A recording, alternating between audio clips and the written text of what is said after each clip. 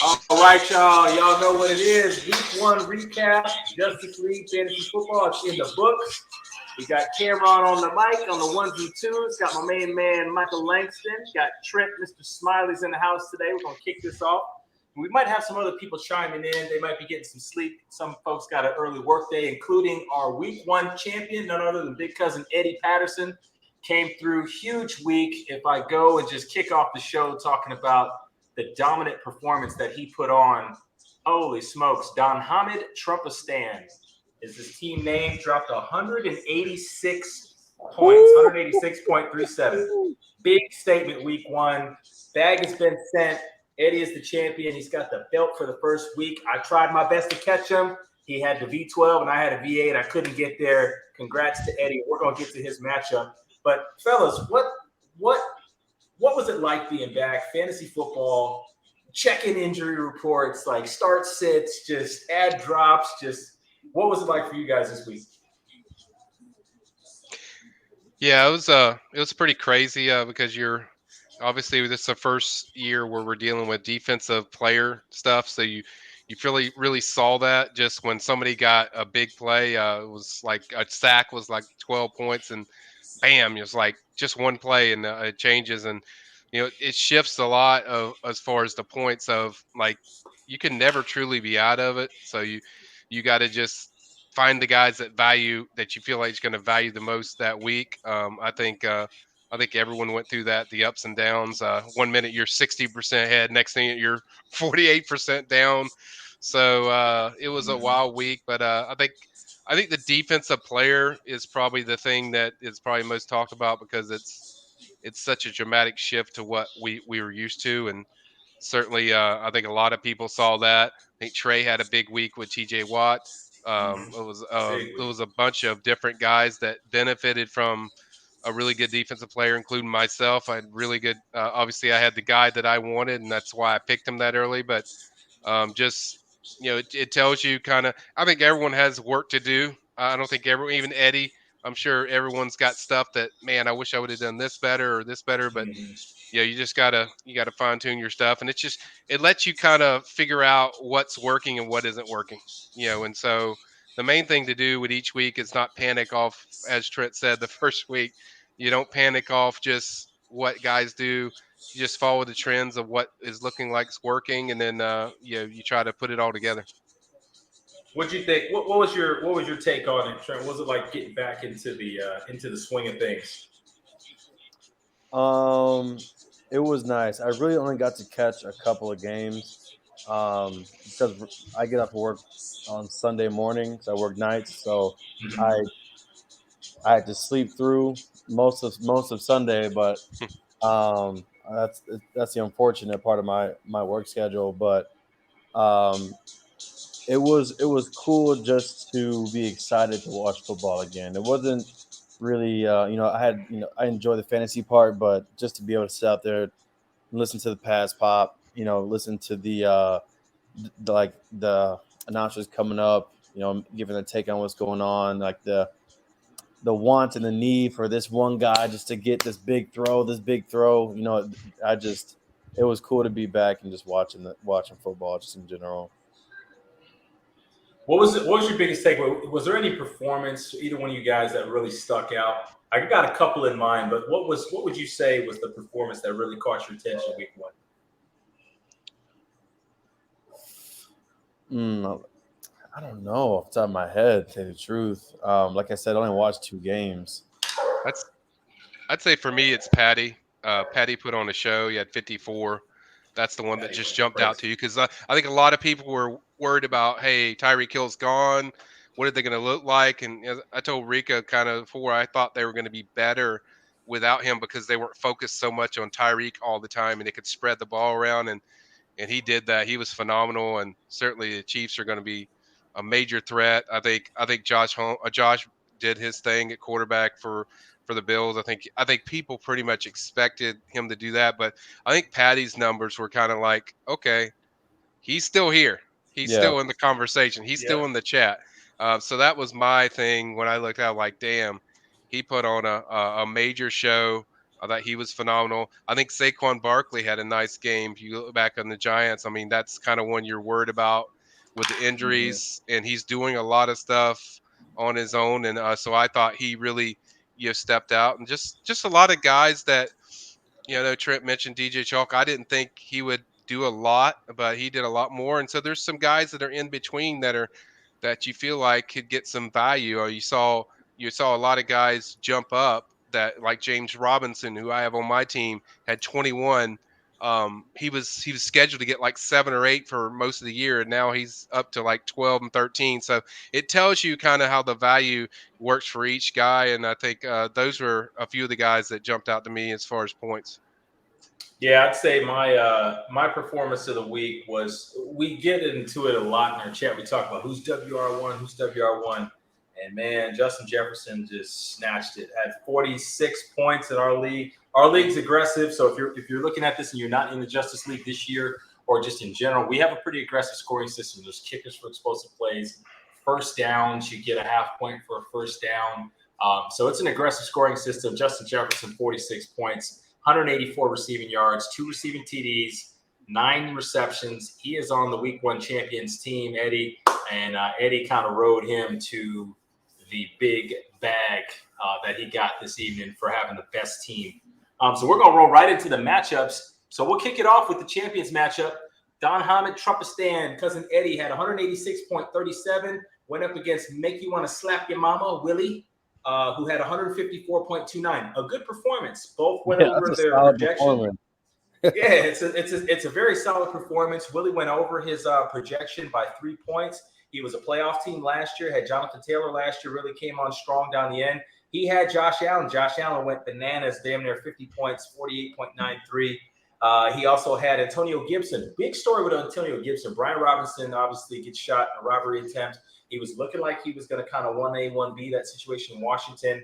He's out of the picture at least till week 5, maybe longer, depends. They seem to be pretty optimistic. Ron Rivera does. But for now, Antonio Gibson, who was kind of maligned all through the preseason, had a nice game. I mean, he had 22.75 points, had 72 receiving yards, 7 receptions, 58 rush yards. Willie got a great performance out of him. And then he had solid performances. Dalvin Cook didn't really get off for him like we thought that maybe he would. Diggs had about 12 points. Zay Jones was a nice pickup. I know he made a trade. Actually, I think that was me he traded with. He got 15 points with Zay Jones.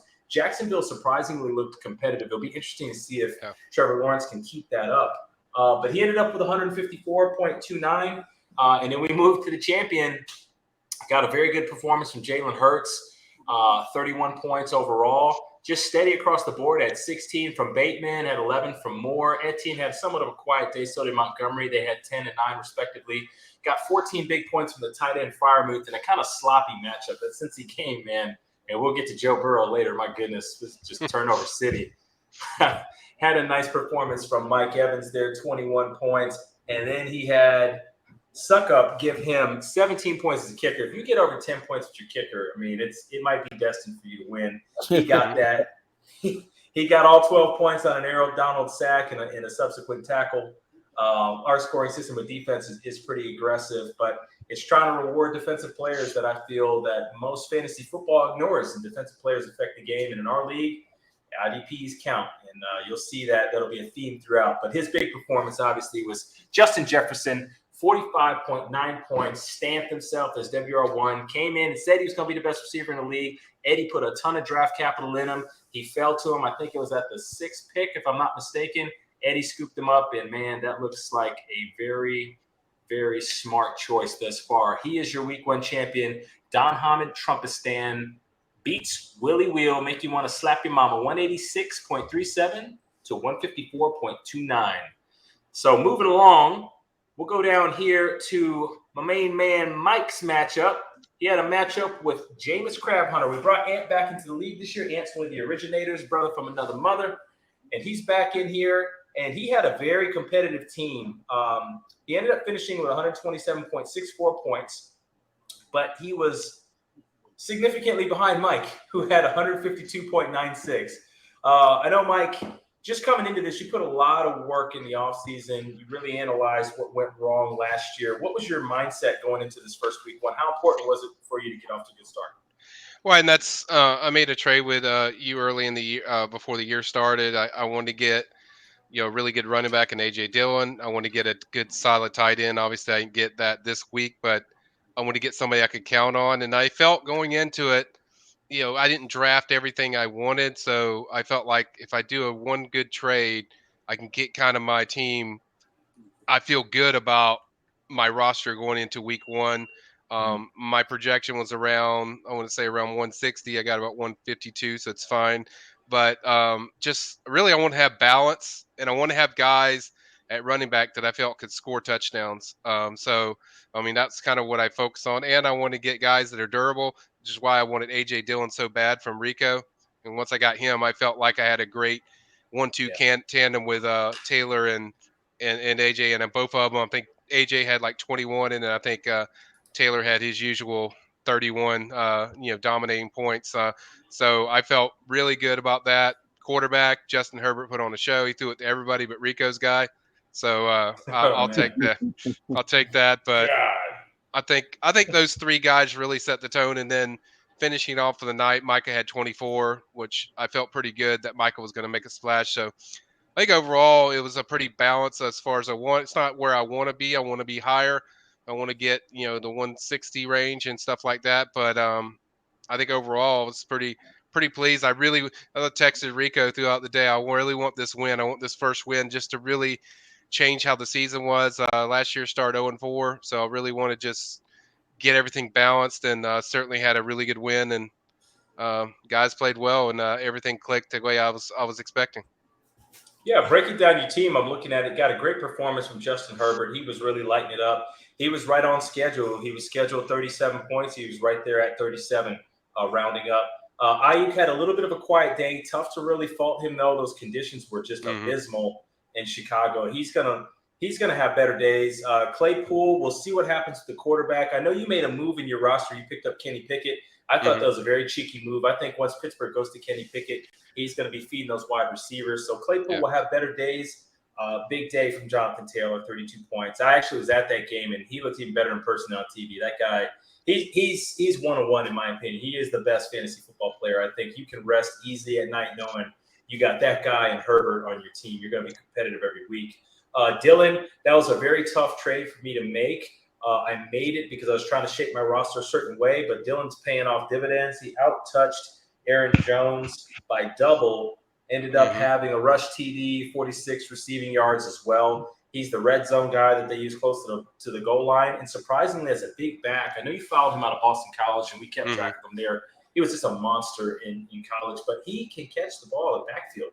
Makes him so valuable because they don't have to change game script. He's not game script dependent. He can go 2-minute offense or he can go 4-minute offense. And I know they really love him in Green Bay. So that he's going to be a big piece. Knox, probably the disappointment of your team. Didn't get the looks from Allen. That'll probably change. Pollard is going to have much better days. Dallas just altogether looked like monkey crap. Horrible. Yeah, Damien Harris, New England had a tough day. Damien Harris ends up with 9 points without a touchdown, which he's a touchdown-dependent back. Yeah, and I'll take that every week. You give me 9 or 10 from Damien. I'm just looking for double digits, and for the most part, it was a pretty balanced. I mean, Tucker had 10. I think most of them were on par to what I thought they would get, except for Knox. Knox was really the only one that was lower than I thought would happen, but everything else I think went pretty smoothly. But certainly just, that's why you draft these guys, why you draft Micah, the first defensive player, why you draft Jonathan Taylor, the first guy, and then getting the, second or third best quarterback in Herbert. That was kind of my plan going in. And, so far week one, it worked out good. Yeah, man, you got 24 points from Micah Parsons. I know that was your plan going in. You wanted to get the absolute best defender. You probably have him. Some guys had better weeks, but Micah lines up everywhere. Micah's going to be a threat to have 30, 40 any week with the way he plays. He's just all over. Had 2 sacks, 2 tackles for loss, 4 tackles solo.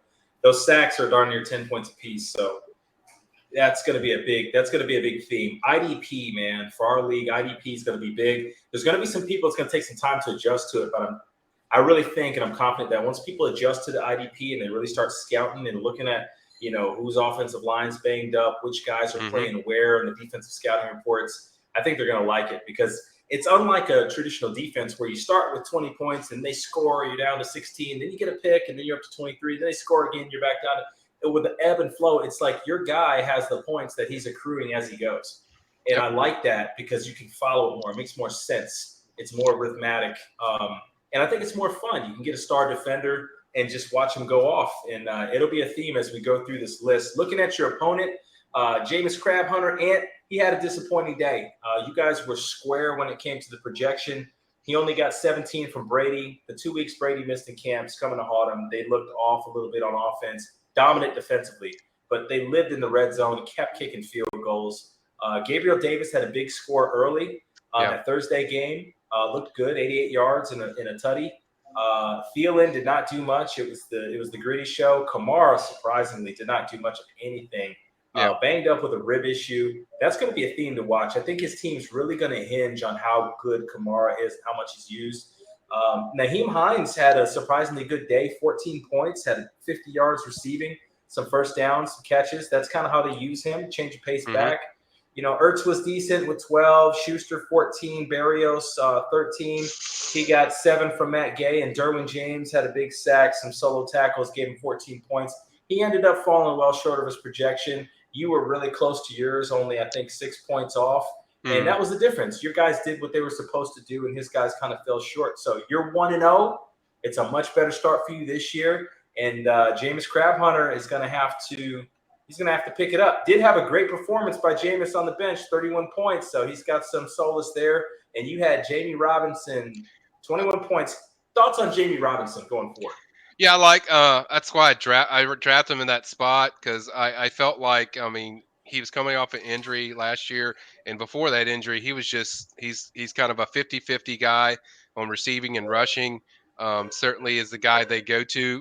I feel like he's still the one, but even though Edson does get a lot of burn, I think it's going to be certainly a two back even field, and so that's why I kind of want him. I wanted him really a lot because of his receiving. It's so big when you get receiving yards for running backs, and I think he brings a lot to that. So that's why I wanted him and valued him so much. And certainly he's a guy I'm going to play for more going forward. But I was pretty excited to see him.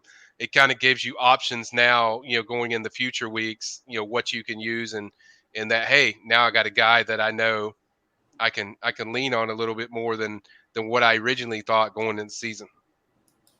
Yep. So Mike gets the win. Mike starts off 1-0. Ant's going to be looking to bounce back. We've got rivalry week coming, and we'll go over those matchups at the end of the show. Moving on, we're going to get to Trent's matchup. Trent, you had a disappointing day.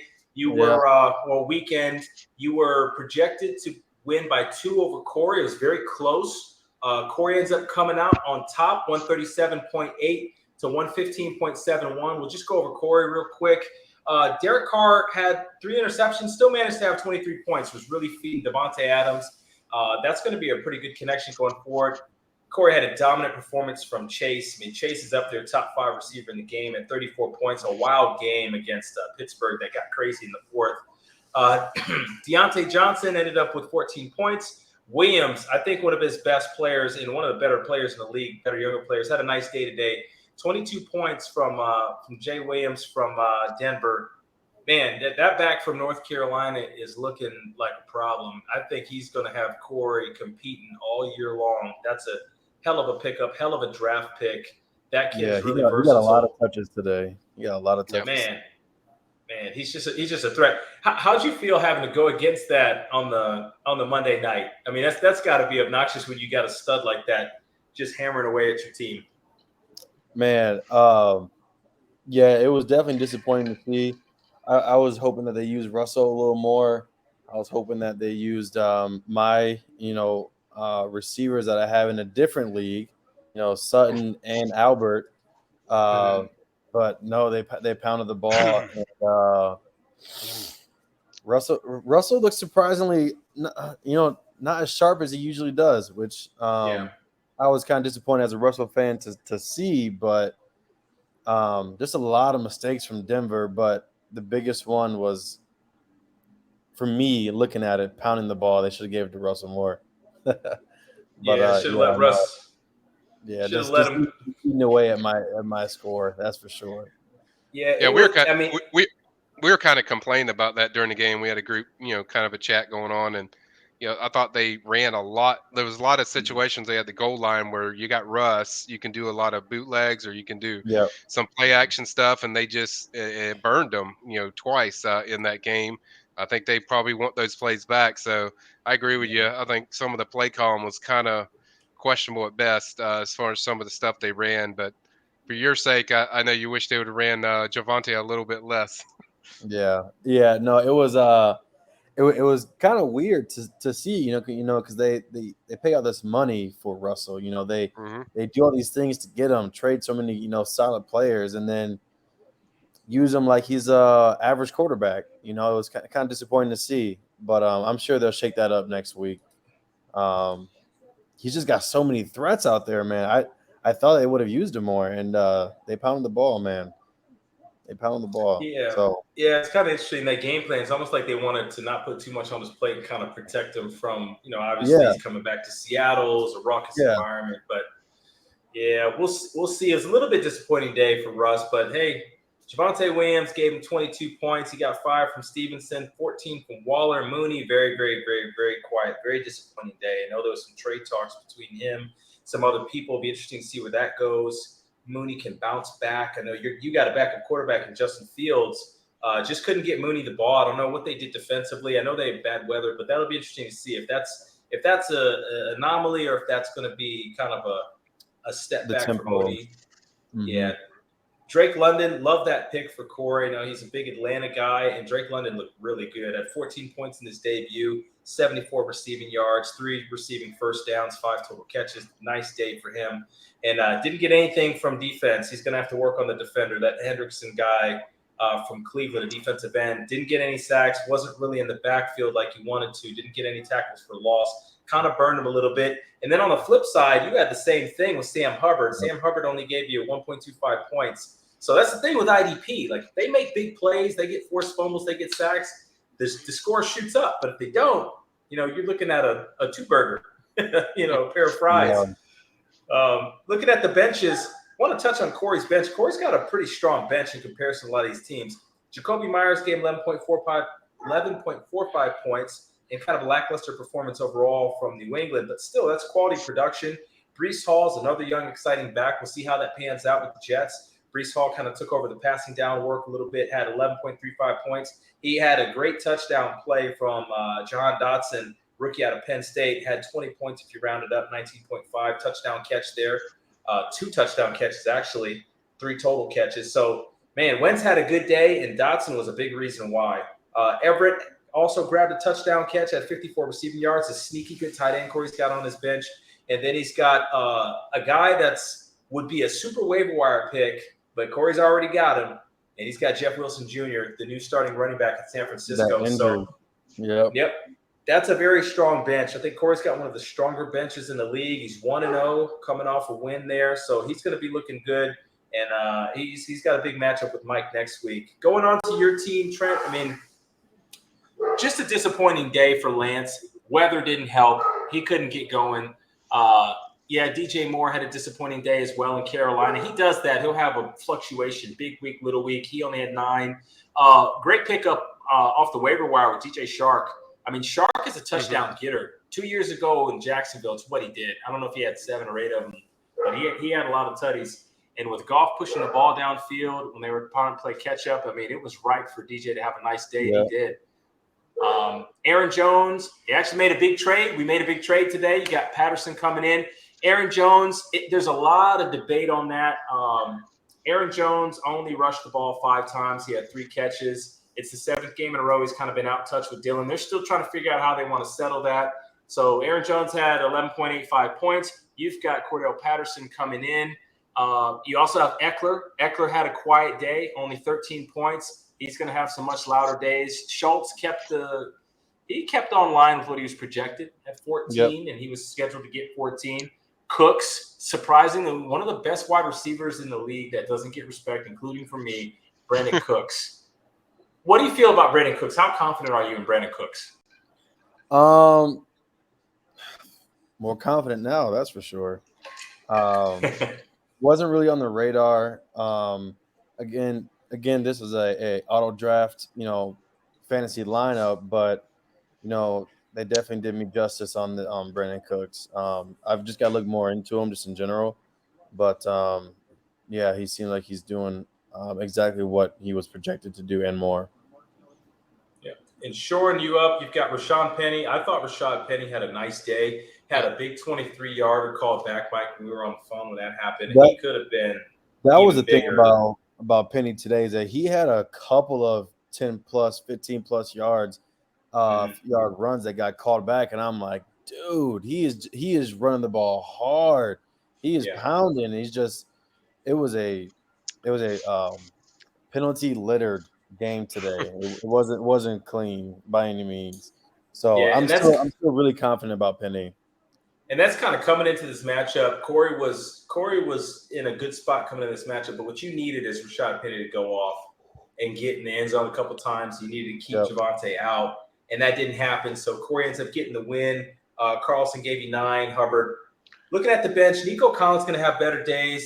Jamal Williams is a back I know you're really confident in Justin Fields. Those are kind of like the two key bench pieces.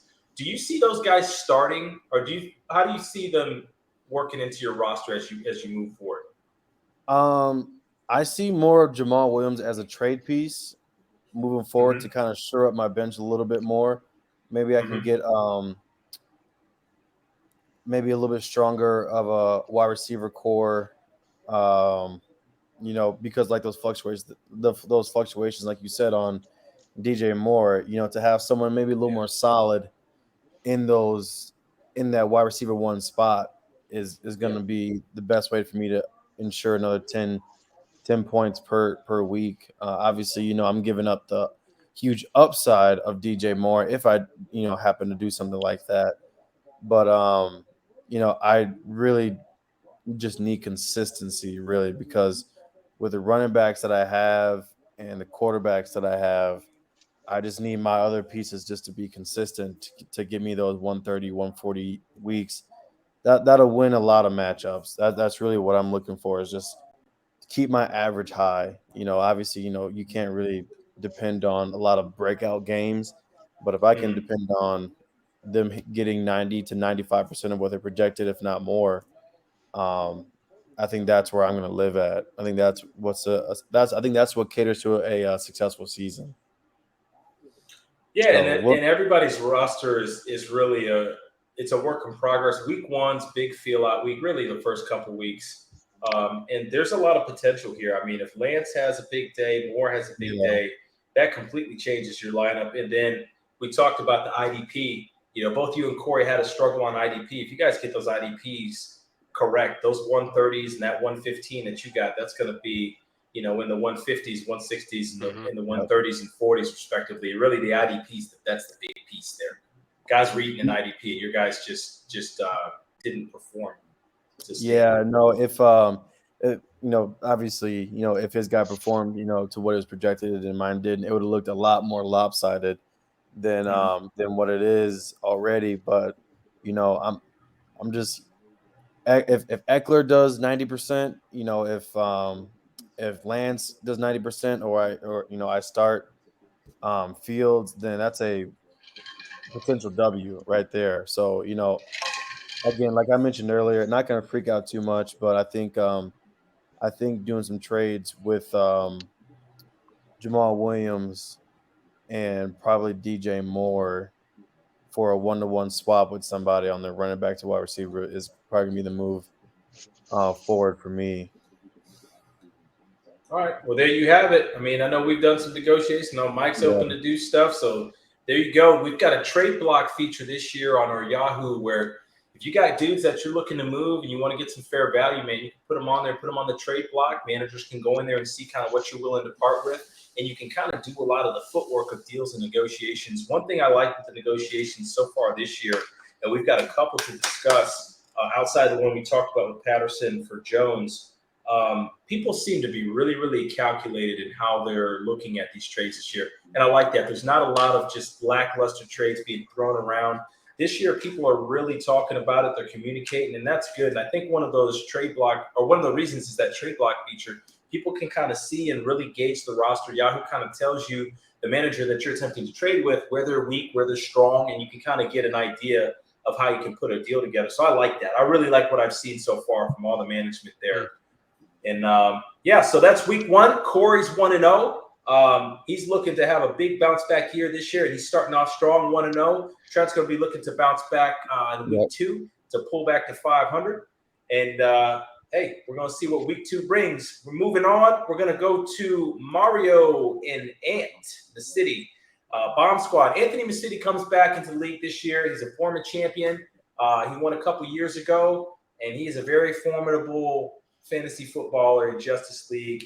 He's always competitive. He's always in the mix. And just running down his roster, man, I'm telling you, he's got a scary squad. He put up 158.98 points. Mario put up 150.78 points. This was a very good matchup. It came down to just a couple performances. And it's important to note that Anthony scored 159, we'll round it up and say, with Rodgers only getting 6.9 and an injury to Elijah Mitchell only getting 4.6. He got a donut from Cole Kmet. So he got 10 points, 11 points between 3 players and still put up 160. So be on the lookout. Bomb Squad is coming at you. He got 35 points from Devontae Adams, 32 from A.J. Brown. That's wide receiver 1 combo right there. Nasty. 24 points from Joe Mixon. I know we talked about a negotiation with Joe Mixon. He ain't coming off, and Joe Mixon is the centerpiece of his team, and I see why. Devin Duvernay. If Devin Duvernay is going to go out there and score 23 points, it's going to be a problem. If Devin Duvernay is going to put performances like that, he's going to be tough to beat. Amon-Ra St. Brown, I know a guy that I was high on. Trent, you're high on. Mike, you're high on. Trey, he's not here right now, but he was high on. 22 points with Detroit. He's just going to be that underneath zone beater. He's going to get a lot of TDs. He's got him as well. He got 11 points from McManus. But another guy who didn't get anything from his IDP, Isaiah Simmons only gave him 1.5 points. So he had 1, 2, 3, 4 severe underperformers and still wound up with 160. That was pretty nasty. Looking at his bench, he's got Isaiah McKenzie had a decent day. Tannehill had 28 points. A piece I really, really like on his bench, 2 of them actually. I like Higbee as a backup tight end, which would probably be a starting tight end looking at what Cole did. And then Julio Jones. Man, Julio Jones looked really good in the Sunday night game. What'd you think of Julio Jones, Mike? Oh, it's really good. I didn't think much of him because he was hurting my team, but he was really solid.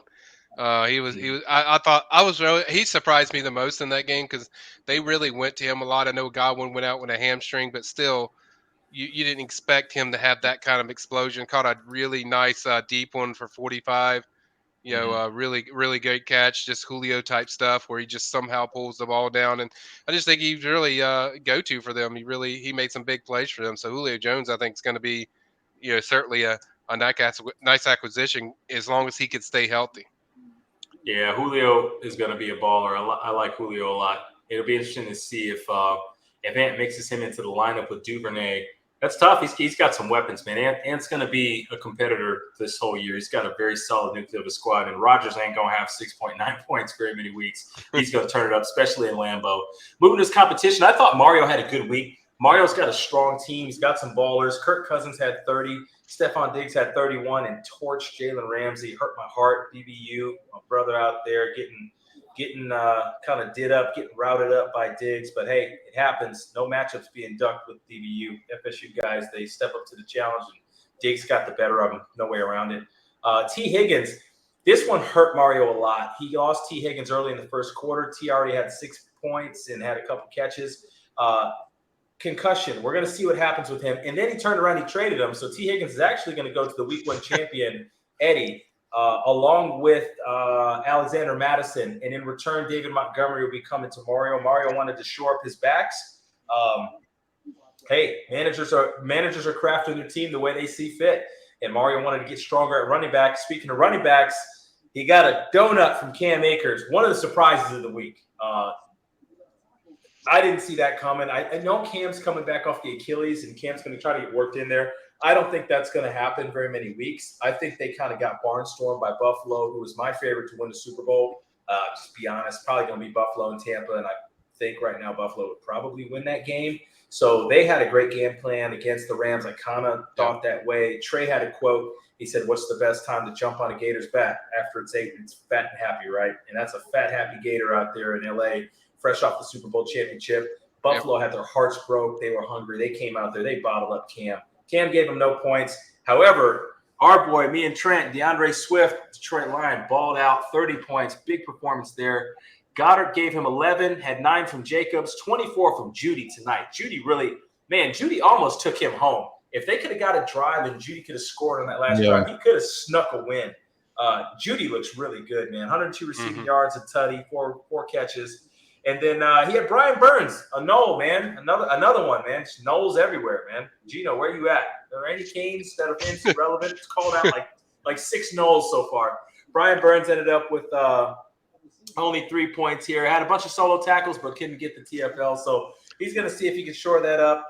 Looking at the benches, if there's anything that he could have done different, not really. He played his best dudes. I think Mario's bench needs a little bit of work.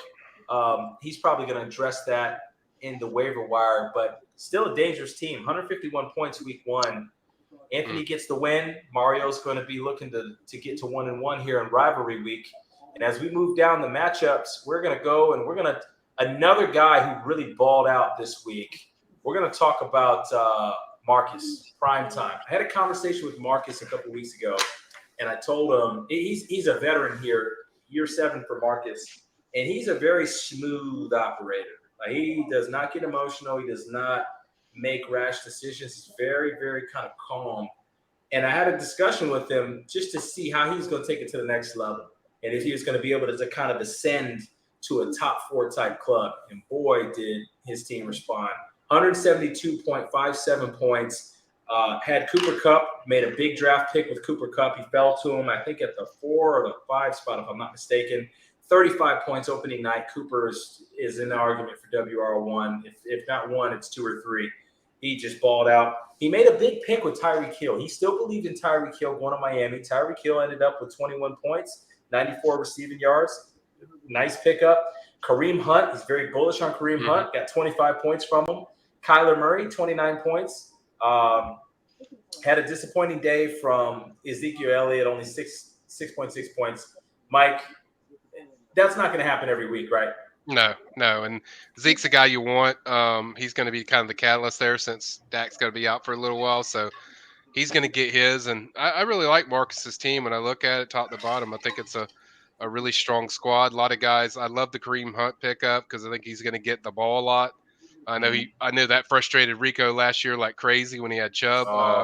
When Kareem Hunt was just sucking the life out of that offense and taking carries. So Kareem's a really good guy to have. I think Kyler's going to put up nice fantasy points consistently. Yeah, we're fading in and out a little bit there. Finishing up Marcus's team. Yeah. He only got a point from David Njoku, technically 2. 5 points from Mari Cooper. Mari Cooper worried me out there in Cleveland. I don't know, because he was up and down with Dallas, and that I don't know about that one. That's going to be interesting to see. I feel like he may be flipping Amari in and out of his lineup because he's got some decent dudes on his bench that we're going to get to. A donut from Devonta Smith. That's the most alarming thing on his roster. He had 173 with a donut for a major flex. That's pretty scary. Yeah, if he gets production there, I mean, you're talking 190s. Young Hoku, 19 points. That's what he does. Young Hoku, one of the best kickers in the league. I mean, he just bangs field goals, and he's got a super powerful leg, so he's banging 50-yarders. And then again, we talked about this with the IDP, the difference. He got 31 points from Devin White from Tampa. Monster day, couple sacks, TFLs, pass deflections. Devin White was all over the place for him. And man, if you get IDP right, that's what it looks like. And so he ended up with 173. Gino named his team 4th and 14. He'll probably have a creative name for this week, for rivalry week. He had Russell Wilson. Russell Wilson ends up with 28 points. Not a bad day at the office, right on average. 340. Could have done some more damage down there at the red zone. Waddle, 21 points. 25 points for Mike Thomas. Very cheeky pick by Gino. Gino's really good at picking these guys and kind of get value at that veteran spot. Took a gamble on Mike. Mike gave him 2 tutties. Derrick Henry really hurt him. Derrick Henry only with 8.45 points. That's going to be a pick to look at. You know, coming off the foot injury, is Derrick Henry going to be that superpower King Henry type back this year? Didn't happen in week 1. We'll see how that progresses. His favorite player is Nick Chubb. He's got Nick Chubb. Nick Chubb gave him 17. Kyle Pitts and Damian Pierce, super disappointments, only 9 points between those two. Taj Boyd, he started Taj Boyd, and he benefited from T. Higgins going out, or Tyler Boyd, excuse me. Tyler gave him 15 points, which he may get a start again next week, so could be a good play there. He got 13 points from Roquan, 9 from Blankenship, and his bench, he's waiting on Nuke Hopkins. He's got to wait for that suspension to be done. Nothing from Parker, 9 points from McKinnon. And then he's got Garrett Wilson, wide receiver in the Jets. Mike, I know you're high on Garrett Wilson. You think Garrett Wilson's going to be a startable guy? I think he will. I think eventually around the 3rd, 4th week, you'll start seeing more explosive, more plays. We saw kind of glimpses of it. I think he got like 5, but you kind of saw glimpses of what Garrett does. Separation, make people miss, wiggle in space. So I think you're probably going to see more of Garrett. I think Garrett's a really good pickup for when you get to week 5, week 6. Then you start seeing these guys separate. I think the biggest problem with the Jets, they got to find a damn quarterback. That guy they got, Flacco, just is horrendous. So threw the ball 59 times. You can't throw the ball 59. Yeah. So they got to figure out that. But I like Garrett from Ohio State. So that's my qualification. You play there, you're usually pretty good at receiver. So. Yeah, you play Ohio State receiver. If you play receiver for Ohio State, you're going to ball. Yeah. So that's going to be that matchup there. You get the win for prime time there. Great performance. If he gets that flex figured out, he's going to be a high man threat. He threatened it today, and he's going to be a high man threat. We'll move on to the matchup. We've got Tribe and Ozone. Mark is manning the Ozone team. Had a scary team, man. They were projected 163 coming in. And, man, Patty went nuts. 55 points from Patrick Mahomes. I didn't think he was going to stop scoring. I mean, he had damn near 40 at halftime. It was just freaking ridiculous. Cam Sutton's pretty scary receiver. He was a little quieter tonight than what I anticipated. Ended up with 13. What really killed him was he only got 2 points from Allen Robinson. That was a very risky pick because Allen Robinson's underperformed 2 years in a row. Kind of took a risk on him. Same with Robert Woods. Had 2 points from Robert Woods. So between those two guys, that really hurt his effort. Leonard Fournette was balling out of control, but just didn't get in the end zone. Had 127 rush yards. He gets in the end zone. That 17 points turns to 25 real quick. James Conner ended up with a rush TD at 19 points. Solid day. Hawkinson was 9 points. Miles Sanders under projected and overperformed. Had 20 points. Really looked good. 96 yards, 1 rush TD. That's the knock against Miles. He doesn't get in the end zone. He got in there this week. Look good. Mark's a big Chiefs guy, so he's got Mahomes. He's got Nick Bolton, who gave him 8 points, linebacker for the Chiefs. He's got Harrison Buckner, and Buckner just kicks the crap out of the ball all game long. It just feels like he's never going to miss. Looking at his bench, had a big day from Dontrell Hilliard, backup running back out of the Titans, had 24 points. They had Mike Davis, probably going to drop that guy because he doesn't look like he's going to be relevant. Josh Palmer might be playable coming into this next week. Didn't do much, had 4 points. He's got McCole Hardman, another Chief that he kind of just took a flyer on.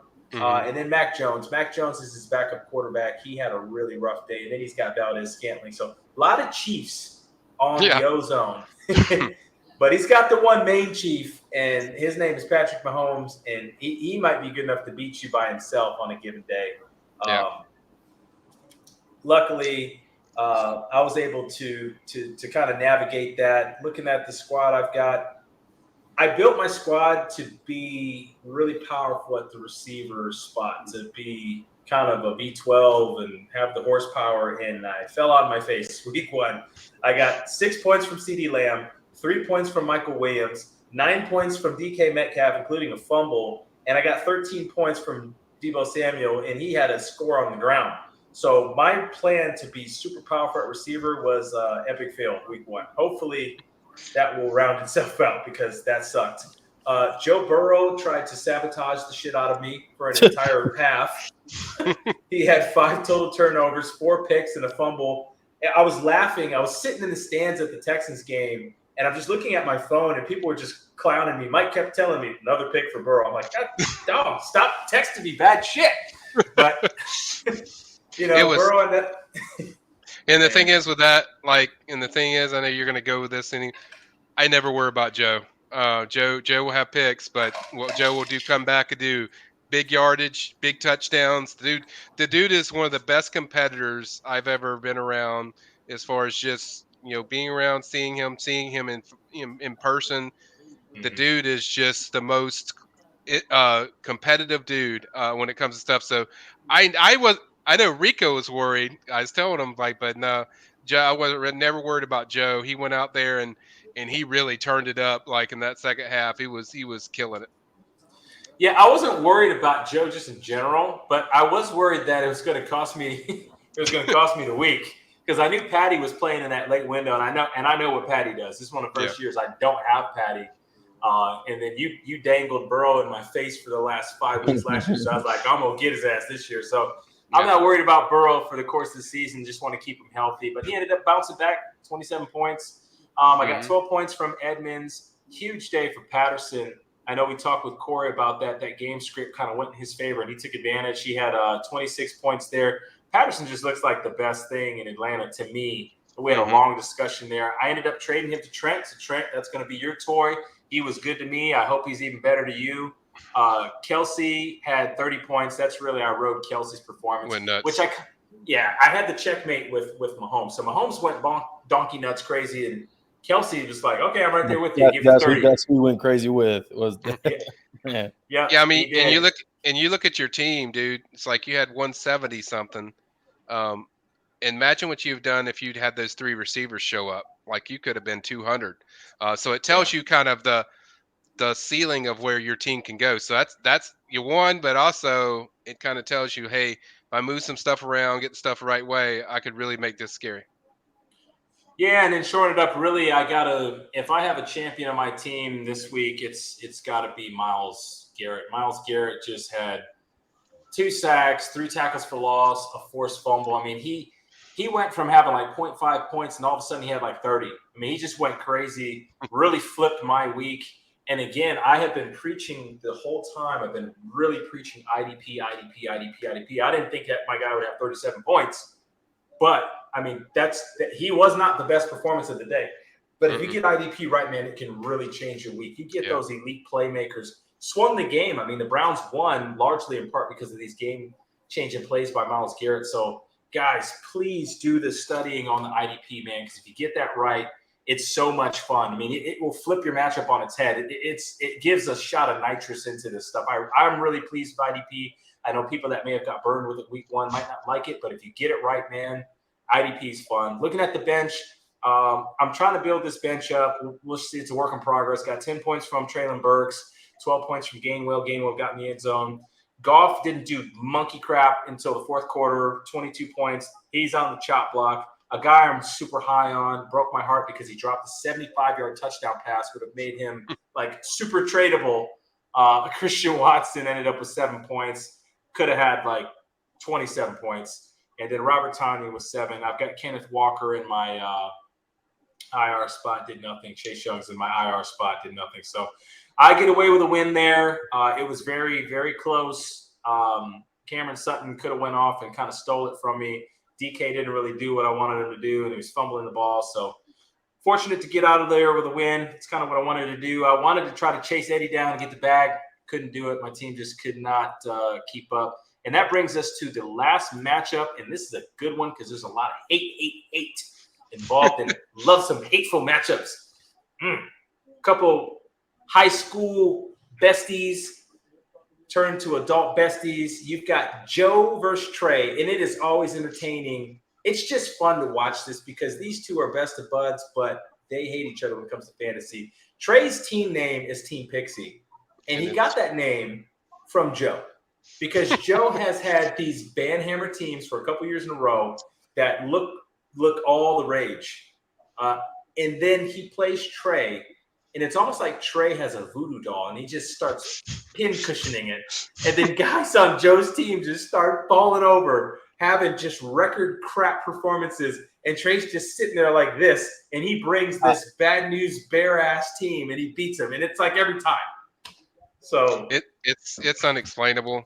We've seen it. I feel for Joe. Joe, if you're watching, man, I feel for him. You're some of the worst luck that dude has as far as teams and the way that matchup shit. I mean, you really felt going into the Dallas game that, hey, Joe's in a really good spot. It's like got really Prescott, he's going to lay 30, 25 at the worst. He's good. He's going to win, no problem. And then Team Pixie just took over. Just stuff happens. I'll tell you who else felt like Joe was in a TJ really good Watt, spot was too, Trey. And so TJ breaking Watt it down, absolutely crazy too, man. That's and that's the funny thing about that. Trey was one of the guys that kind of like, he says I didn't hate it, but he wasn't on board with it. And then now, and it's kind of what we talked about. When your dude's doing something, and TJ Watt was doing everything, 2 sacks, an interception, like everything. And so Trey's like, oh yeah, I like this now. Like, I can see Trey. He loved it. He loved it after that. Yeah, Trey absolutely rode TJ Watt. 40 burger. I think he's the only rostered IDP to register 40 points. Yep. And he then proceeded to at least partially tear his pec. He's going to be out for a while. Looks like the reports are he'll be back mid-season. So I know Trey was really excited to get him back. And I told Trey, man, TJ Watt, I know Micah's projected more, but man, TJ Watt had like a record year last year defensively. And he's in any matchup with TJ Watt. TJ Watt's that good. I mean, TJ Watt's like a Jefferson or like a Jonathan Taylor on the defensive side. He does everywhere, lines up everywhere. He's got great mentality for defense. He makes plays. He got a 40 burger from TJ Watt, big time.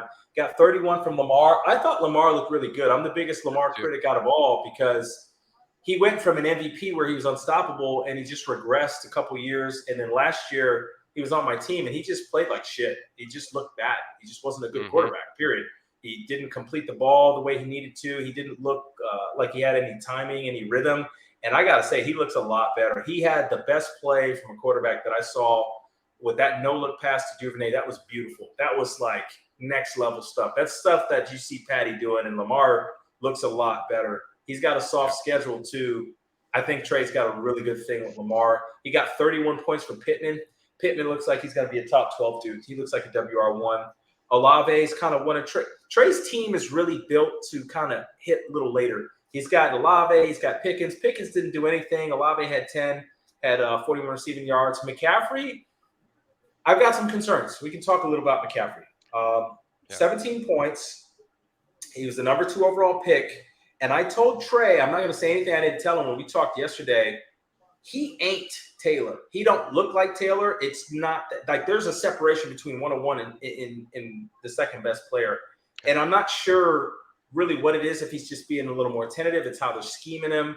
But he just didn't look like the same like explosive player. I know it's only 4 quarters of football. It's a small sample size, but I just didn't see it. I can normally see it and feel it when a player is going to be like really explosive and have one of those years. I don't think McCaffrey's going to return number 2 draft pick value. If I'm wrong, next week I'll stand corrected. But I have some concerns with Christian McCaffrey being what we expect Christian McCaffrey to do. When you're walking around with a 25-point projection and you get 33 rushing yards, I mean, really the TD saved his day. He'd be under 10 without that TD. Yeah. So I think the biggest concern with me is the volume. The volume was much different than what, and maybe they're scared in giving him too much volume because that's how he gets hurt. But you didn't see anywhere close to the volume he's had in the last few years when he plays. So that was the biggest difference. So, and maybe they're being very cautious with the injury, but he's got to get more out of that. You can't have your bell cow, getting 33 yards rushing, and it's got to be more. It's got to be more value to him.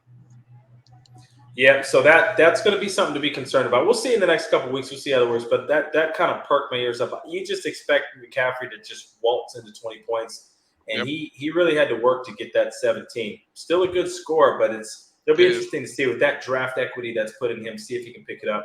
Michael Carter came out with 19. Great day. That's a good back out there in New York. I know he's sharing some time with Breece Hall. We'll see what he ends up doing. I'm going to absolutely butcher this guy's name, and I don't mean to be disrespectful. Albert Okwuegbunam. I think that's the best It's I've done all very night. tough. Yeah. Albert O. AO. We'll call him A. You got AO. AI. You got AO.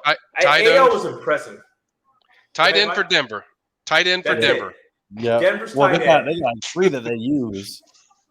Yeah. I think it's Albert Okwubunum. I think that's actually how you say it. Now that I'm looking at it, he's really good. I was really impressed with him tonight. Really good. They really got him the ball. He's very involved. I talk about volume. Really good volume for a tight end. The way they utilize him, especially in the first half, all the time. So Trey got a good one there. That close to a touchdown catch, literally. Like Mike, what was it, like a centimeter? Yeah, it was centimeters. Yeah. If he basically leans forward, it's a touchdown. Like if he just tilts forward, it's TD. Yeah, and I know Trey. We talked about this where Trey was only up by a couple points, and he was like, "Well, what would happen?" I think he was up by 4 points. He's like, "Should I just sit him?" I was like, "Yeah, there's no way that this guy's going to have 2 fumbles on end arounds. I think you're good. Go ahead and play him." So he played him, and he actually hell of a score. Had 172 points. Keenan Allen goes out with a hammy. That's going to hurt him a little bit. 13 points. Allen was on his way to a big day. Pickens did nothing. Nick Folk did nothing. TJ Watt went bananas. Romeo Doubs had 10. Pacheco had 14, albeit it was garbage time, but Pacheco looked good. That's a nice little sneaky running back that he's got. Benjamin had 13 points. Nice little sneaky performance there, but it was kind of the same thing in garbage time. Both those backs in garbage time kind of ate a little bit. Trey's waiting on J.K. Dobbins, and he's got Shaquille Leonard. We'll see if Shaq Leonard's going to play next week. Shaq Leonard is one of the highest projected defenders all over the field for Indianapolis. So he may be the replacement to T.J. Watt. If Trey can get him on the field, he's going to be an extremely happy manager. Yeah, and it just shows you too. It shows you too when you get a defensive guy the right way, like with Trey. Look what Trey's points would have been if he had nothing out of that. Yeah, it's a major jump. He gets up to 170 because of the TJ Watt performance. That's why we're stressing so much to you guys. Like, really study this stuff because the defensive guys can really change your week in a heartbeat. Yep, and then going to Joe. Joe was sitting pretty, man. Joe was really in contact. He was projected to win, and then Dak Prescott just came out there and had a terrible, terrible performance. He looked awful. He was missing guys all game long. He was under duress. And now I will say I'm a Bucs fan, man, and Coach Bowles has that defense looking downright daggum nasty. Those linebackers between Shaq Barrett, Levante David, and Devin White, I mean, those jokers are freaking all over the field. Vitavea in the middle. I mean, those guys look nasty. That secondary looks nasty. Winfield's all over the place. I mean, they look nasty. That defense looks nasty. If they stay healthy, Tampa Bay is going to embarrass a lot of people, but just an abysmal performance from Dak. Missing guys open all day long. I had CD. It was pissing me off because Dak kept missing them. Ball behind him, ball overthrown, airmailing them. CD looks fast, too. CD looked really good. He looked sharp, and he just couldn't get in the ball. Man, killed me. We made that big trade, and I'm like, oh, man, I'm going to build this horsepower. And then Dak just had a rough day, man. He's out. He's one of the injuries we're going to go over 6 to 8 weeks. Dak's out. We'll get into that a little later. So that killed Joe. Nobody foresaw that performance. That's probably Dak's worst performance maybe in his career. Ended up with 134 pass yards. He only had 14 completions, 15 incompletes. I mean, you lose points when you make an incompletion. You lose points in our league. Like and we do that. I made that a focal point because I want to stress at the quarterback position. People who are really quarterbacking. Like, I don't like the fact that you could just get this running quarterback who's a shit passer and they complete 12 balls for 12 to 27, but they run a couple scores. Well, you're not a running back, you're a quarterback. So there should be some equity into how you actually quarterback. And in our league, there is, and that hurt Dak because he ended up with 5.5 points. Scary Terry had 17. Hollywood Brown had 15. Najee Harris had an injury late in the game. He went into the locker room, finished with 11. He was bottled up prior to. He didn't really do much. He had a receiving TD and only had 11.35 points. So he only got 23 rush yards. I mean, really, really bottled up there. Performance of the day for Joe is Saquon Barkley. And I wanted to trade for Saquon Barkley. I valued Saquon Barkley. Saquon Barkley, I feel like, is going to have a monster year. And Joe's team name is Saquon UC, and I can see why. Saquon blew it up, 38 points. 164 rushing yards on like 9 attempts or 11 attempts. Super efficient. He looks awesome. If they keep him healthy, Joe ain't going to lose many weeks. He's got to shore up some injuries now with Prescott and Harris, but Saquon's he's a prize horse, man. You can ride that one. Mark Andrews had a ho-hum day, 12 points. Clyde Edwards-Helaire, big day, 24 points. I know he was on the trade block. Probably not anymore with Najee Harris injury. That probably slides into a starting back for him, and I think Joe's going to be okay. Joe had one of the picks of the draft, in my opinion, with Christian Kirk. Got dividends day one, 20 points. Matt Prater gave him nothing, like 1 point. It's very surprising. Nick Bosa is a great pick. I think Nick Bosa is going to have some big weeks. He had 13 this week. He's right on average. So Joe finishes with a very respectable 157.41. Looking at his bench, there wasn't really much else he could have done. Khalil Herbert had 13 points. Kadarius Toney, I'm not high on him. And I know Joe – I know there's – the opinions vary, but Kadarius Toney looks really volatile. We'll see if he can pick it up. He's a Gator, so you never know what the hell you're going to get with a Gator. Tua Tagovailoa, it's notable because now Tua's the guy, and Tua's got a lot around him. 24 points. I'll start with you, Trent. Do you like Tua? Do you feel like Tua could be a starting quarterback? Because that's kind of where Joe's at now. I was actually just looking at his lineup, and I was like, I could probably get a good trade out of him for Terry McLaurin or Brown there for Fields, because I don't like as a manager, I don't like Tagovailoa. Obviously, it would be more layered than that, but you know what's crazy? You know what Joe's favorite team is? You know where Joe's from? Chicago. I think he just stumbled across something that just is like it's aligned in the stars. Like it just needs to happen. I think it needs to happen. If I'm him, I'm looking for a different quarterback because Tua he has been underperforming ever since he had that breakout second half of the college championship football a couple years ago. Like he went crazy and then did just enough to get drafted, and then he is just I think his ball is too slow for the pros. I do. I think his arm's too weak. Yeah, I probably side with Trent a little bit with there. Tua's just he's got a lot of weapons, and that's what makes his value so high. I mean, you got Waddle, you got Hill, you got a really good running back in Chase Edmonds, who I like a lot. I think the weapons are really good, but his arm is so weak as far as the way he sees stuff and the way his reaction and seeing stuff. So I think he can put up nice fantasy numbers, but he's not a guy that I would lean on that I feel like, okay, I'm good. He would scare me. Especially because he doesn't have a backup quarterback anymore. It's his QB position is very vulnerable right now. Justin Fields, Joe, Chicago, make it happen. Yep, I imagine he's going to be active in the waiver wire, but there's some people who are going to be active in the waiver wire for some of the quarterbacks. So we'll see how that shakes out. I've got about 3 since it started. I've sent out two trades, one trade and a pick off the waiver wire. So we'll see how those pan out.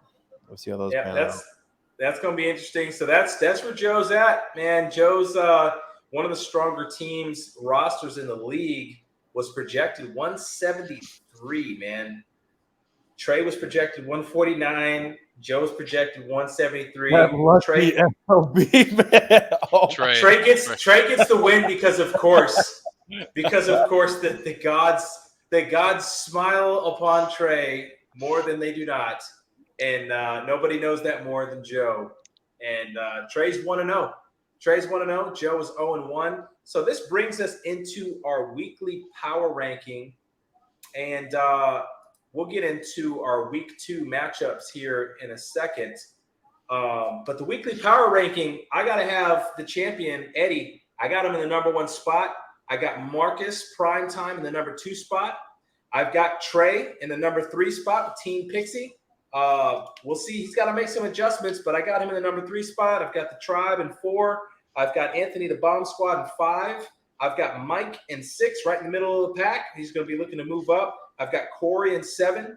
I've got Mark, really formidable team. He's 0-1, but he's going to be in the 8th spot. Then it's followed by Mario 9, Gino 10, Anthony is 11, and Trent, my man, I had to put you in the last spot because your team had the most disappointing performance. That's where we stand in our power rankings. Eddie's taking home the crown.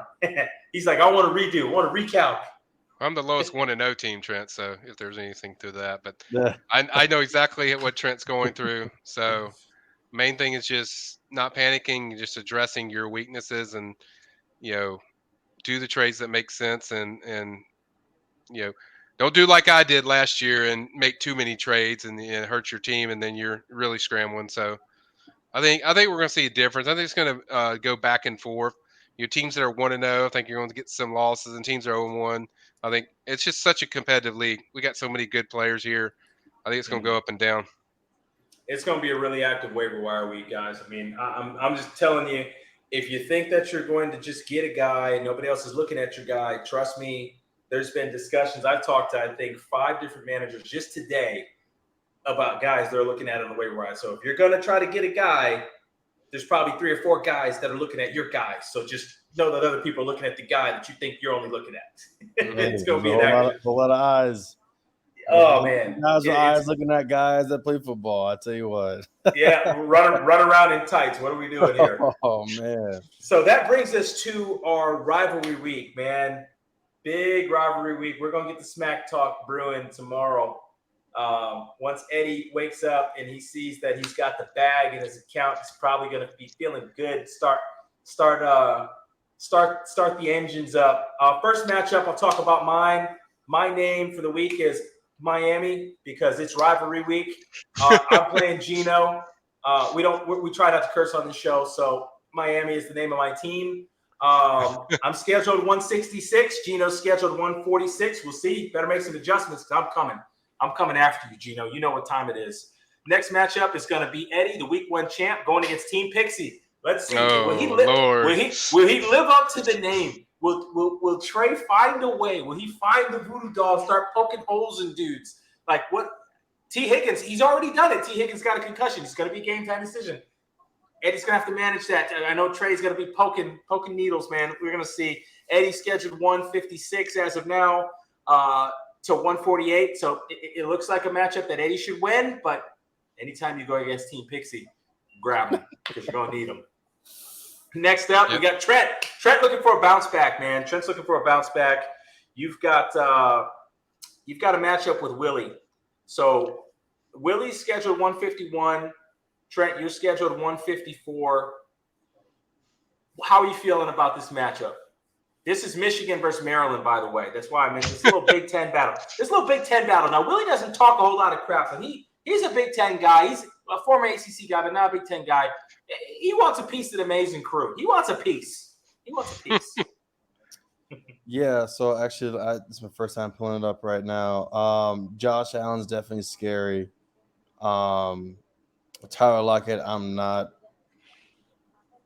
too high up on anyway, so I wouldn't look for him to get a breakout game. Zay Jones, again, not really too scared about him. Antonio Gibson, I feel like he had a couple breakout games last year, depending on how they use him. I feel good about this week, to tell you the truth. I think I'm gonna go with Justin Fields if a trade does not pop off. I think I'm gonna go with Justin Fields. I think outside of that, that'll probably be my only change in my lineup. Adding Cordell Patterson in there and a couple guys I'm trying to pick off the waiver wire. I think would be really good for my core here. I feel strong about next week. I think Rashaan Penny's gonna. I think the running back game. I shouldn't say that. I think the line will clean up for Seattle, which will get those long runs, keeping them there. They're not going to be brought back. They're not going to be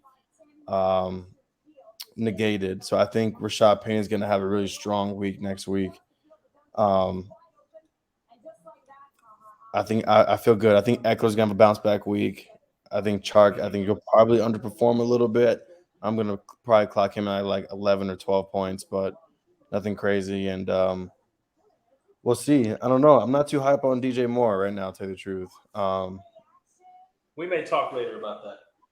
We'll see. We'll see. Never a dull moment. But this gonna be a big matchup, man, because both you guys are coming in 0-1. Yep. Hungry, man. You got one of you guys is gonna be 1-1 and turn your season around. One's gonna be 0-2, and then the Sharks kind of start swimming. Yeah. So I mean, big week, big pressure week for you guys. Yeah. We'll see how this defense goes too. I think I made a right move that should give me a better defensive player, which should give me extra 15, 20 points, which I'm hoping for. So we'll see how that goes. IDP is so clutch, man. You fix that IDP, man. You fix a lot. Moving on, we got Mario versus Merc. This is going to be a good one. We're going to get some jazz going on in the chat. Right now, it looks like Mario 163 to Merc's 159. So that one looks pretty doggone close. That's going to be an interesting matchup. We'll see what happens there. Merc had a big week in week 1. We'll see how he shores up that kind of underperforming portion of his roster and see if he can get that going. Devin White had a huge game, kind of buoyed him there. And then he's got a couple of receivers that are really doing their thing. So Mario's going to look to bounce back.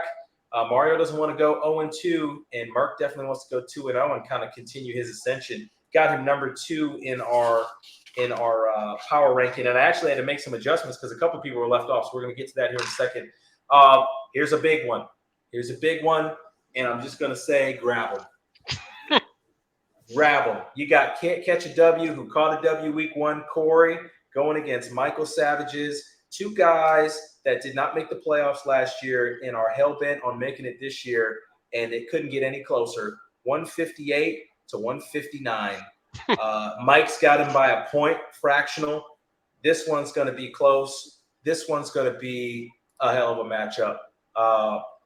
Man, Herbert is going to be kicking it off on Thursday in a couple days. Yep. KC, how big of a game is that for you? And then you got Jonathan Taylor at Jacksonville. I mean, we know what he does to Jacksonville, so you might get off to a crazy start here. We're going to see it. But conversely, there's some cross-threading here. Jamar Chase at Dallas could be interesting because Burrow's coming to town. Yeah. We'll see what happens there. And then Javonte Williams at Houston. That could be nasty as well. So this is going to be a good one. I'm having my eyes glued on this one. Yeah, Corey's my dude. That's my dude. We talked for a while tonight. Had a great time. I can't wait. These kind of matchups we look forward to. I know Corey looks forward to playing me because he set his lineup last year against me, but didn't set his lineup when I needed him to win somebody else. So I know Corey wants to beat me. So we both want to win. He's got a fantastic team. We talked about that tonight. He's got some really good players. We both got some spots that we could get a little better at. I think it's going to be a war. I'm not going to say, oh, yeah, I feel good. No, it's going to be a battle. It's going to be a war. My guys got to deliver. I need big game by Herbert. Kind of the same thing I had last week, and hopefully I can get my tight end going. But, yeah, I know it's going to be a war. You mentioned how Joe Burrow's coming to Dallas. That's also impactful with Micah Parsons because Micah likes to get after the quarterback.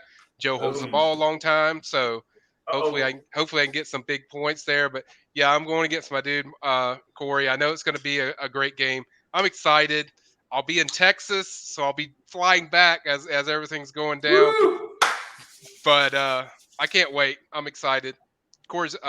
I really had a great conversation with Corey tonight. So people you like, it really makes you want to beat them worse when you really like them. And Corey's a fun guy to talk to and be around. So I can't wait for that matchup. It's going to be fun. Yep, Justice League veteran, man. Corey has been super dedicated this offseason. I know you are too.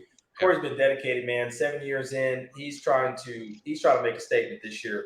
And I know you are the same. Great. Yeah. I mean, it's a dead even matchup. Speaking of dead even matchups, let's get to this one. Saquon UC versus the Ozone. You've got 2 0-1 teams that have 2 of the better rosters in the league between Joe and Mark. 160 to 160. Dead even. I mean, neither one of these guys should probably be 0-1. It just happened that one got pixied and then, one ran into the tribe. And that's kind of what happens when you run into the tribe. You get stabbed. So both these guys are going to be looking to go 1-1. One of these teams is going to be 0-2. Dangerous 0-2 team. I mean, what a matchup. 160. I mean, just grab them. Joe's going to be moving and shaking on his roster. I know Mark is going to be moving and shaking some. Neither one of these guys want to be 0-2. Both got great rosters. This is going to be a good one. It couldn't get any closer. And then wrapping it up, I threw it back when I crafted up these matchups. When I decided we were going to go 14 because I had so many good people that wanted to be in the league, I didn't want to tell anybody no. And very grateful for the group for going along with it. I didn't want to tell these managers that they couldn't be a part of it because I know they really wanted to get into it. And I thought it would just create kind of this family, very friendly, but also competitive environment that we have. So I'm excited about it. But when I was crafting these matchups, man, we had a championship game a couple years ago. It was the Battle of the Ants. It was Anthony Porterfield versus Anthony Bassity. Anthony Bassity came out on top. And so I thought, man, rivalry week, I got to renew that. Battle of the Ants, baby. Battle of the Ants. Someone's going to have the microscope and the sunbeam. I don't know who it's going to be, but there's going to be some raid getting sprayed. And it couldn't get any closer. I got 152 to 154. Ants losing that matchup. Jameis Crab Hunter, so Porterfield's down 2 in projection. Man, it's going to be good. This is going to be good. So those are our rivalry week matchups. Let me go back over our power ranking because I accidentally left 2 off. Eddie's got the top spot, no question. He's the king for week 1. Prime Time is in number 2. Team Pixie's in number 3. Tribe is 4. That's your top 4. Anthony Masidi makes the top 5 for Bomb Squad. Mike's rounding up the top 6. You've got Corey sliding in at 7. Mark the Ozone is at number 8, so he's the top loser, followed by Joe. Then you've got Mario at 10. Gino's sitting at 11. We've got Willie at 12. Jameis Crab Hunter's at 13. And my man Trent, I bumped you down 2 spots because you still got the lowest score. So you're gonna make some improvements on that. You're gonna climb up this power ranking. This power ranking, we're gonna roll this weekly, man, so people can see where they're at. That's where we're at for right now. Real quick before we get out of here, injuries. Some big ones that off the top of my head. You got Dak Prescott, 6 to 8 weeks. He's going to be out with a thumb. I have a sprained thumb right now. It's extremely painful and it's debilitating. I can only imagine if you're asked to manipulate a football and run an offense. He's going to be out all of that 6 to 8 weeks. Dallas probably needs to make a move at quarterback. Mike, we talked about some guys, some options that they have. I don't want to put that intel out because I don't want to spark some antennas, but Dallas is going to be looking to do something at the quarterback spot. I don't think Cooper Rush will have them at all competitive. Yeah. I agree. Elijah Mitchell, a huge loss. But, I mean, what Trey say, death taxes and the San Francisco running back get hurt. I mean, things you can take to the bank for $500, please. Elijah Mitchell out for 2 months. I mean, so you've got Jeff Wilson Jr. Corey is on Corey's roster. Corey picked him up. He was on the waiver wire. He got dropped, added, and then Corey scooped him. Hey, it's a pot of gold right now because he's the starting running back for now until hopefully he doesn't go down, but he probably will. Elijah's out for 8 weeks, so that's a good pickup, free of charge. Didn't have to drop any money on it. Will be interesting to see. I personally think that Trey Lance, who's Trent's QB, is going to do more work on the ground. And then Deebo Samuel, I think, gets a lot of the work to make up for that. I think Jeff Wilson will come in and help, but they're not going to bell cow him. I think the entire offense is probably going to revolve more around Deebo getting some end arounds and then creating some looks for Trey Lance, that run game. So that'll be interesting. We talked about TJ Watts. I've got him out for, 6 to 8 weeks? It's going to be about half the season, give or take. Yeah. Will be interesting to see how effective is he when he comes back. Is he worth sitting on for that long when Trey's got Shaq Leonard? Interesting roster moves. I want to see how he kind of plays with that. As injuries strike the team, there's certain guys you just don't want to drop. You got 2 IR spots. It'll be interesting to see what he does with TJ Watt. No doubt when he's 100%, he's a game record, and he's got Trey 1-0 basically on himself. Keenan Allen is with a hamstring, and that's that is just like screeching chalk on a board because you don't know what a hamstring's going to do. It could be 5 days. Yeah. 5 days or 5 weeks. I mean, you just don't know. I don't think that it's going to be a particularly bad hamstring for Keenan, but we're going to have to find out. We're going to have to see what it is. So he's going to have to navigate that. Najee Harris, another big one, came into the season with a Liz Frank issue and tweaked that same foot. They're trying to kind of put a little ice on it and say that it's not that serious. I have my reservations, though. Coming into the season, I did not want to draft Najee Harris because of this foot, and it'll be interesting to see how severe it is. What do you guys think about the injury to Najee Harris? Do you think it's being overblown, or do you think they're trying to make it look like it's not as serious as it really is? Well, one, it's expected. I know Trey was trying to trade me Najee Harris earlier on, and I'm just like, I mean, I'm trading him for what? To get injured at what point in the year? And of course, it's the first game. I just don't believe in his reliability. I believe in his talent, but he's too fragile for a high volume running back position like the Steelers want him at.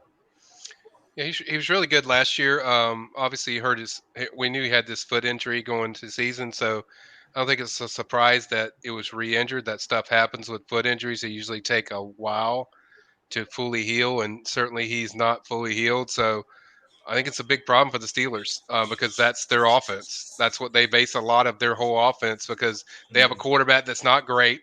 As he showed, he almost lost the game with 5 turnovers, and he still almost lost. So I think it speaks to that's a big blow. Even though they're 1-0, that's a big blow if they can't have Najee Harris out there. He was such a weapon for that team last year. So I'm skeptical, but hope that he gets on the field. But usually with these nagging foot injuries, they usually take a while. There's way too many bones in the foot. And there's, for the amount of volume that they want him at, I don't believe that he'll be. Yeah. I think he'll be a bust in Trey's lineup this year. Well, actually, I think Joe is who has him. Yeah, Joe has him. Joe has him. Okay. Yeah, Joe has him, and Jaylen Warren is going to be it'll be interesting. Yeah. Jaylen Warren's going to be a guy. Somebody's going to take Jaylen Warren to the boom boom room with the Fab, because I think he's going to be a high dollar waiver wire. I love the waiver wire process. We run a fad here with the Justice League. You got $100 for the week, for the year. Spend it wisely. Everybody's got the same 100. Some people don't have that same 100. I've only got 98 of it because I did a little tricking on Chase Young to get a backup defender. So I can't wait to see who spends what on who. I can't wait. It's going to be a lot of fun. And that about wraps it up, guys. Rivalry week, it's going down. We're going to see who does what. We've got a whole lot of action. I can't wait for the recap coming up next week. So best of luck to all you guys. Thank you for rocking with us. That's a full hour and 22 minutes with my main man, Mike, and Trent Smiley. We're going to keep bringing y'all the content, man. Congratulations to Eddie, week 1 champion. We're going to see you get week 2, man. Signing off. Appreciate y'all, guys. There you go. Y'all.